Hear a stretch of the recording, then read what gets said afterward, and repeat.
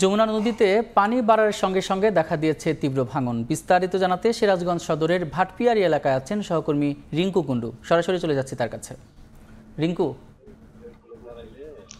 গত কয়েকদিন ধরে যমুনা নদীতে একটু একটু করে পানি বাড়ছে এবং এই পানি বাড়ার ফলে সিরাজগঞ্জের বেশ কয়েকটি এলাকায় কিন্তু অসময়ে নদী ভাঙন দেখা যাচ্ছে।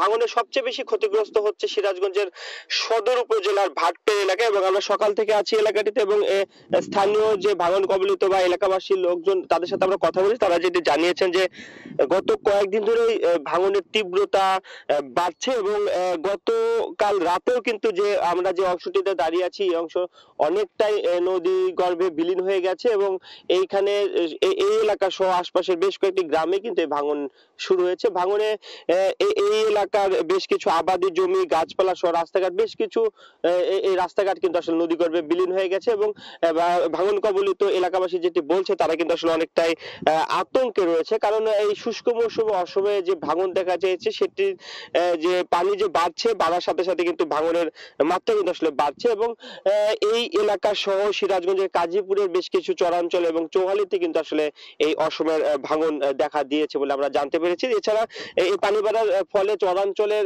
আপনি জানেন যে চরাঞ্চলে কিন্তু আসলে বাদাম সহ বেশ কিছু ফসলাদি চাষাবাদ হয় এবং এই অসময়ের পানি বৃদ্ধিতে কিন্তু আসলে সেই বাদামের ক্ষেতগুলো কিন্তু পানিতে তলিয়ে গেছে এবং কৃষকরা সেই এই বাদাম তলিয়ে যায় কিন্তু অনেকটাই ক্ষতির মুখে পড়েছেন এবং স্থানীয় এলাকাবাসী যেটি বলছে যে ভাঙন অব্যাহত থাকলে কিন্তু পানি উন্নয়ন বোর্ড বেশ কিছুদিন আগে কিন্তু কিছু জিওভর্তি বালি ব্যাগ এখানে ফেলেছে, কিন্তু তারপরে কিন্তু আসলে খুব একটা তৎপরতা দেখা যায়নি। তারা যেটি দাবি করছে যে ভাঙন রোধে জরুরি ভিত্তিতে জিও ব্যাগ ফেলার দাবি, সেটি তারা কিন্তু আসলে ভাঙন কবলিত এলাকাবাসী আসলে দাবি করছে। তারা যেটি বলছে যে ভাঙন অব্যাহত থাকলে কিন্তু আসলে যে পাশে যে বাঁধ সহ মসজিদ, মাদ্রাসা সহ বেশ কিছু শিক্ষা প্রতিষ্ঠান সহ আশপাশের বেশ কয়েকটি গ্রাম কিন্তু আসলে হুমকির মুখে পড়বে এবং সেটি তারা আসলে বলছেন এবং তারা বারবারই দাবি করছিলেন যে পানি উন্নয়ন বোর্ড যদি যথাযথ ব্যবস্থা নেয়, অর্থাৎ জিওভর্তি বালি ব্যাগ যদি জরুরিতে ফেলে তাহলে কিন্তু আসলে এই ভাঙন রক্ষা হবে।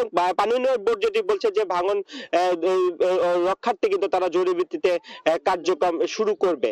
তো এই ছিল সিরাজগঞ্জ থেকে আমার কাছে নদী ভাঙনের সবশেষ খবর।